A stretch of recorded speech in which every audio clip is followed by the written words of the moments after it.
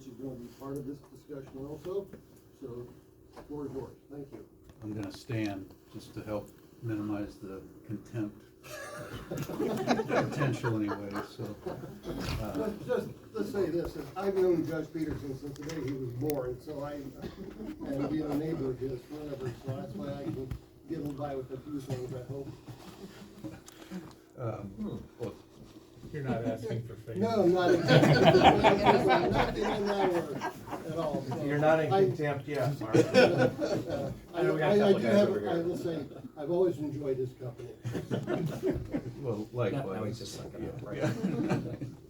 Well, I suppose I should do that too, so, same here, so, anyway, no, thank you for, putting us on the agenda. But I'm here, also with Sarah Maddox, who's the clerk of Henry County, Court. Also, she's the clerk in Des Moines County and Louisa County.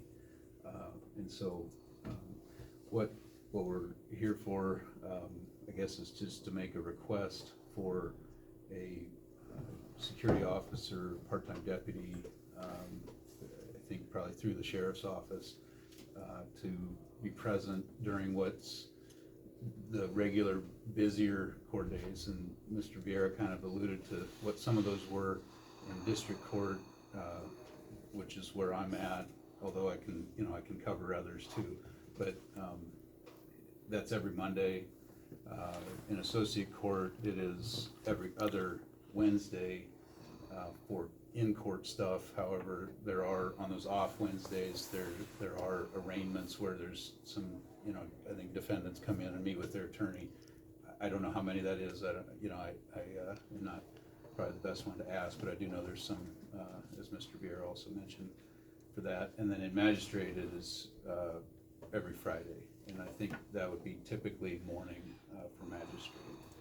And so, I guess what we're just asking is an actual deputy to be present during those times for those busier court days. I want to say that the sheriff's office is always just very good to work with, and it's never, whenever we've requested, because we think there might be some problems or there's certain types of cases where we just make it as a matter of course to request them to have a deputy present. They always are very accommodating and do that, so we appreciate that very much. There's just been other times that people have become disruptive that we haven't anticipated. Thankfully, we're very lucky. It hasn't been very often, but there has been times. The most recent one that I had was, I'm going to say it's back in February when I was on rotation here in Henry County. It was a sentencing for a young man, and there was a person that was here who sat in the gallery and was there to support the defendant being sentenced. I was handling the sentencing. I was going through the colloquy and giving the sentence, and this gentleman interrupted. I told him, he was in the gallery, he interrupted. He wasn't an attorney, he just family members. I understood it, but nobody knew this person. He interrupted. I said, sir, you're not able to speak right now. He became upset, and I told him, if you aren't able to, control yourself, then you'll need to leave the courtroom. And I didn't get angry with him or anything. That's pretty much how I said it, as I remember it. And well, this gentleman, he got angry and he stormed out of the courtroom. And in speaking with Sheriff McNamee, I didn't realize it until we talked here a few weeks ago that he was present in the rotunda that day and remember that situation. Nothing happened, but it just kind of was a reminder that you just never know. And so the other thing, I think people tend to act different when there's a deputy there in the courtroom or wherever, frankly. And so that may just kind of minimize some of that type of, if someone's inclined to act that way and be a threat to safety, that may help just minimize that as well. There's also times when people get taken into custody. They may have a probation violation that they bonded out, and the judge decides that they need to go to prison, or they may get sentenced and be, sent immediately, taken into custody, even though they're not in custody. It's sometimes good to have a security officer there for that type of thing as well. I want to also mention, this isn't just, I'm not making this request just on behalf of the court staff or the participants there. I think this also affects the, people in the courthouse, because we're on the top floor, they have to go all the way down. I think that someone that's really getting upset, that they can disrupt and be a threat to everybody in the building, frankly, and in the parking lot even. Other counties, we're in 8B, and you probably all know this, but we are in District 8B, so that's Henry, Louisa, Lee, and Des Moines counties. We also cover Van Buren County, which is technically in 8A, District 8A, but we have covered that now for a couple of years. Just to let you know how those counties do it. Des Moines County, which I realize is a bigger county, but they have, I think it's full-time, how many? I think they rotate, there's 3 of them. Okay. 3, and then another one that's when the others are on vacation or whatever. So they have somebody there at all times in the courthouse, in Des Moines County. Lee County, both North Lee, Fort Madison, and South Lee, Keokuk, on court service days for district court. I can't speak to the others because I'm not there on those days, but on district court days, court service, which would be our Mondays here in Henry County, they have an officer present, as routine there. Louisa County has a deputy that as I understand it, stops in every morning Every day. and is there for magistrate court, which occurs on Every day. Every Daily day. at 9. Okay. And is present for that until magistrate court is over. So, and I'm just making you aware of how other counties around have done it. Now, Van Buren County does not have anybody on district court days. However, if you're familiar with that courtroom, it is a part of the sheriff's office building, so it's very close, if there would be a need. But as far as the funding, I anticipate that might be something you'd want to be aware of. I don't claim to be knowledgeable in this, so don't, if you need more information, I can direct you to where it needs to come from. But district court administration for 8th District did look into that question for me and gave me some information. First of all, there is a code section, a couple of them, that work together that collect certain monies that are collected by the court system. A percentage of that is to go to the general fund of the county, and then another percentage of that is to be used, let's see, it's to be collected and credited to the county general fund and used for the following purposes. One of those is courthouse security equipment and law enforcement personnel costs. And looking at that money, this is what district court administration did and gave me for fiscal year July 1, 23 to June 30th, 24. The total of all that is $22,279.11, which I realize is not a large amount of money, but I thought, you would at least like to know that. And again, if there's further questions on that, I'm just reporting what I've been told. So I guess that's really all I wanted to make you aware of. I'm sorry it took a little longer than I was hoping to, but if you have any questions, if you need information from me, from us, please let me know. If it's not now, if it's later, that's fine. Just let me know.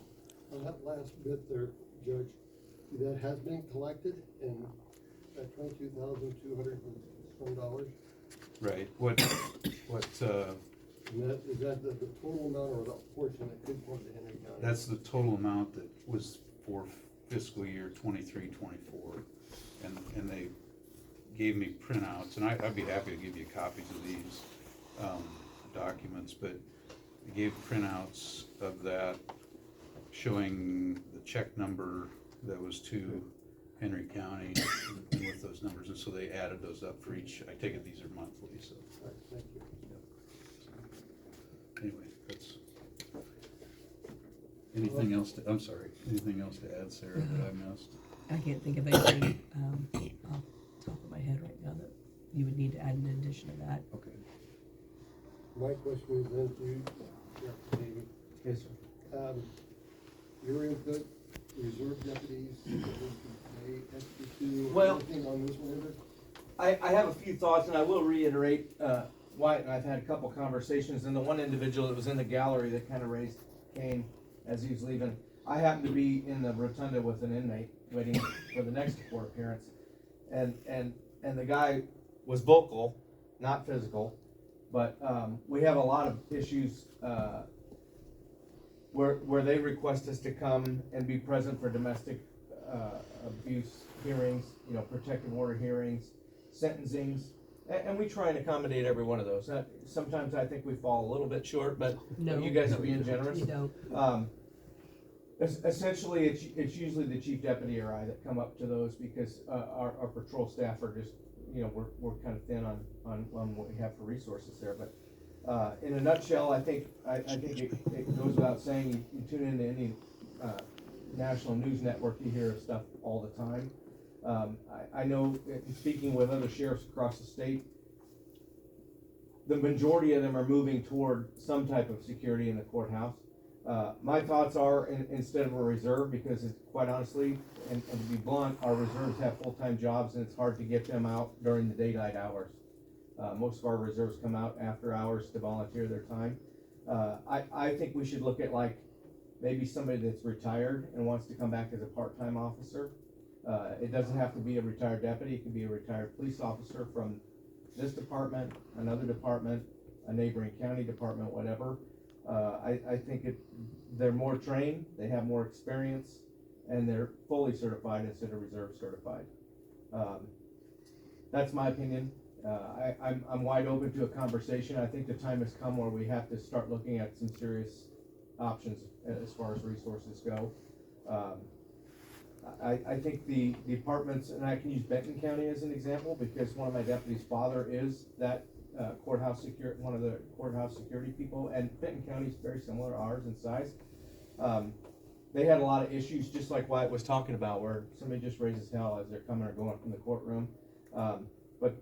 But they've nearly diminished them to nothing. I think one thing that deserves second and third comment is sentencing. When you sentence somebody to prison or take them into custody until their hearing, their next trial or whatever, those people are volatile, you know, and we face that every day when we make an arrest.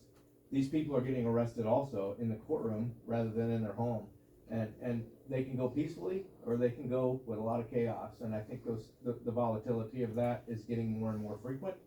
So therefore I support what Judge Peterson's asking for, and the logistics needs to be ironed out, obviously. I did not budget anything for that this year, but I think we should have some conversations to try and make it happen as soon as we can. Thanks. If I could just add one thing, the other counties I mentioned, other than Loiza County, who is a deputy that's on Yes. call at that point, Lee County has two different guys that do that. One is, again, Fort Madison, one's in Keokuk, but both of those, as I understand it, are retired law enforcement. And then, Gila doesn't know that, but, and then also Des Moines County, that's my understanding as well, that the gentlemen that do that on kind of a rotating Mark's basis. ex-sheriff from Yeah. Illinois, retired sheriff from Illinois. We've had him many years. The other two jailers for 20+ years / reserve officers that come to us retired with multiple years of experience, decades actually. So yeah, they're all retired law enforcement essentially.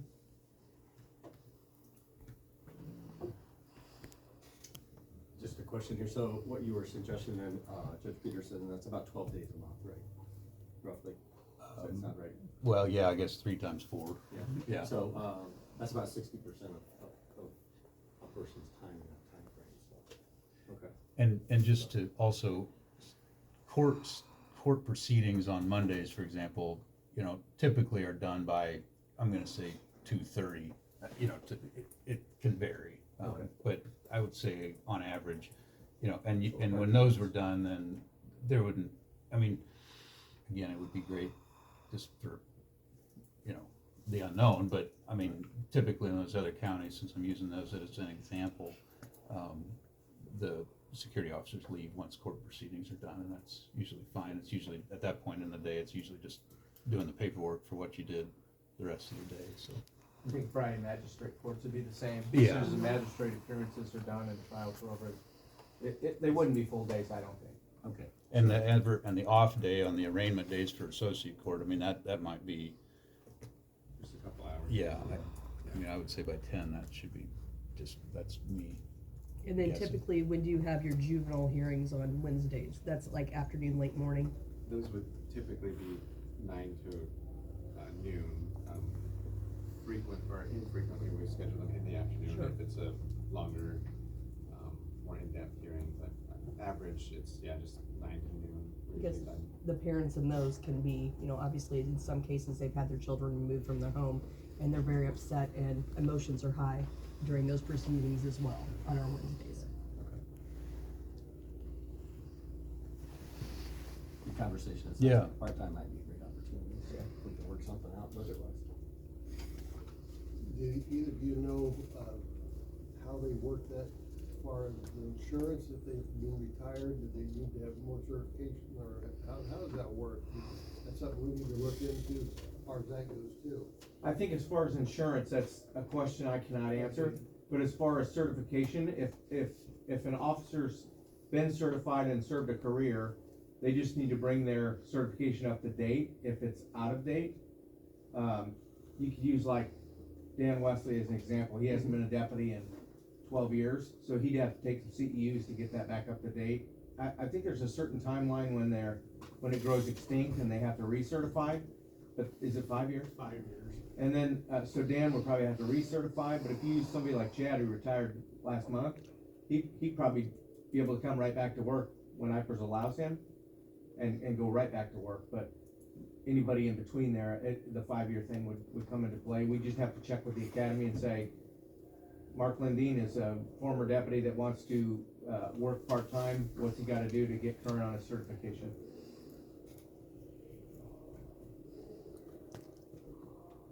As of a couple of years ago, it was 5 years. Okay. The last couple of years, maybe it's changed, I don't know. And I don't know that answer at all. I'd have to check with the Iowa Law Enforcement Academy. I guess you've made your presentation and request, so it's up to us to act on that then, and we'll have to have discussion later about that then. I think some general mathematics with the fiscal report you gave us, 22,000 some odd dollars. I think financially, it's just putting pen to paper and seeing where that balances out. I agree, yeah. But we probably need to work with you to make sure we get the specifics nailed down so we can have a better plan and we can share that with everybody. Okay. Yeah. Sounds good. Thank you for bringing it to our attention, even though I don't wanna hear it, but thank you. Well, Judge, thank you. would that entail any type of office area or anything like that within the courthouse or the courtroom areas?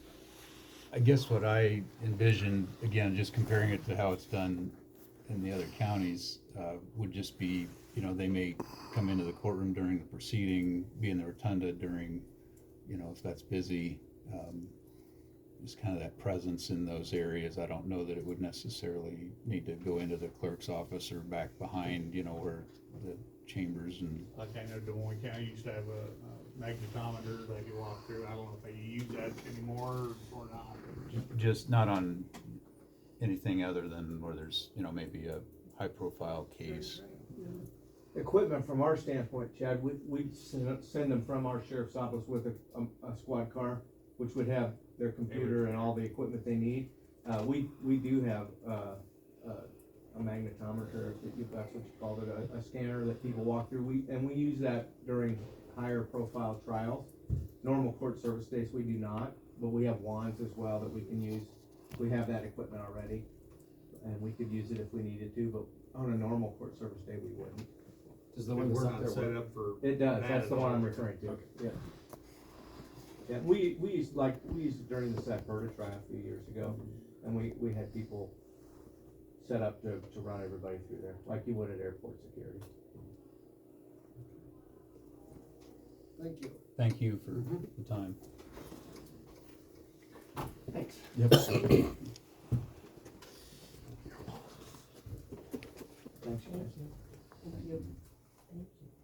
Next on our agenda is, discussion and, possible action to transfer the, opioid, funds from the sheriff's department to public health.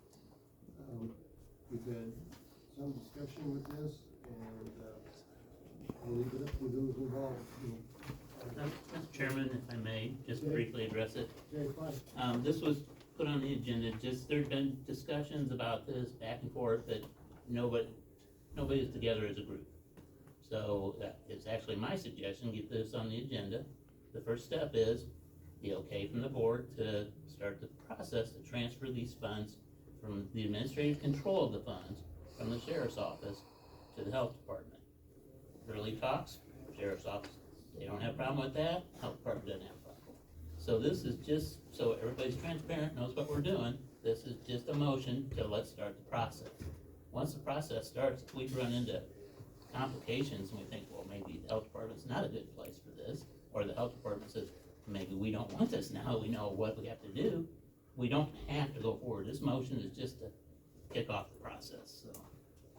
Yeah, and I think that was just where my note went back to, making sure that we're all tied together in the loop here and everybody was communicating so that we had complete transparency so that everybody knew what was happening, nobody got caught blindsided, because apparently we've missed a little bit in the conversation, as you said, so it's a good start, and if Rich, the sheriff's department, has some concerns, we can talk through those with Katie and public health, but I don't think you had any objections, it's just making sure that you understand what's happening and how that's all happening. Yeah, so, when I saw this on the agenda, quite frankly, I was baffled. 2.5 years ago, nobody wanted it. It was approved by the board at that time to say, no thanks, we don't want the grant money. Kelly and I came the following week and said, please reconsider, because this is grant money, it's free. There is some paperwork with it. At the time, Lieutenant Bell, or actually at the time, Investigator Bell, took that process and he did the reports. He's maintained it for, I think, 2.5 years. The grants have grown. We've used a small amount of money, maybe $40,000, $50,000. The grants have totaled, I think, a little over $200,000. Seen it on the agenda without having any conversation. I don't believe I had a conversation at all with anybody about this. As of yesterday, Kelly and I had a phone call, but I haven't talked to Katie at all about this. I think now Chief Deputy Bell is doing a fabulous job monitoring the money. We have periodic meetings. Kelly's been to them. Health and Human Services has been to them. Police chiefs have been to them. You folks are all invited to them to come and say, I think we should use this money on this. We have a discussion about it. We decide if it's a good idea or